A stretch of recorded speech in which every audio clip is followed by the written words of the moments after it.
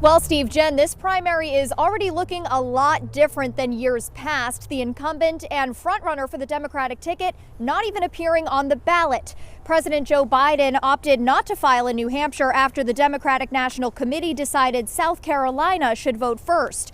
New Hampshire law says our state will hold the first primary, so it's happening despite the DNC's efforts. Supporters and other Democratic leaders are encouraging voters to write President Biden's name in Tuesday's primary. Today, California Congressman Ro Khanna paid a visit to the Granite State on behalf of the write-in effort.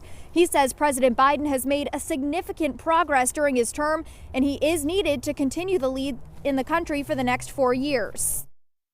There are people who I've talked to who say, look, they're frustrated at the DNC and the order, but that's not how you pick the leader of the free world. That's not how you pick the leader for the nation. They're looking at the whole picture, and President Biden is the best person to lead right now, given the complex situations in the Middle East, given Ukraine, given his economic vision. And according to a new UNH poll, 63% of likely Democratic primary voters say they do plan to write President Biden's name in. We're live in Manchester. Hannah Cotter, WMUR News 9. Hannah, thanks. So let's talk about this for a second. New Hampshire Secretary of State is currently telling poll workers to follow the law in considering a voter's intent when counting these write-in ballots. So it means that the Democratic ballots with President Biden's name written in will be counted as a vote for him. However, putting his name on the Republican ballot, for instance, would not count because, well, he doesn't belong to that party. Because the incumbent in the Democratic primary isn't on the ballot, election officials are expecting to do a lot more write-in votes than normal come Tuesday night.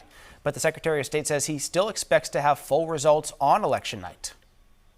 We have a team in place, and the process of establishing election and being ready to go for us 6 a.m. in the morning is that it doesn't just happen 48 hours before. We've been planning, having meetings for about 9 months. So it also adds a wrinkle in terms of how we're able to tell you who has how many votes. Here is how we expect to report Democratic returns Tuesday night because of this write-in effort. So we're expecting initial results from cities and towns to only indicate a total number of all the write-in votes they got for any candidate based on the machine counts.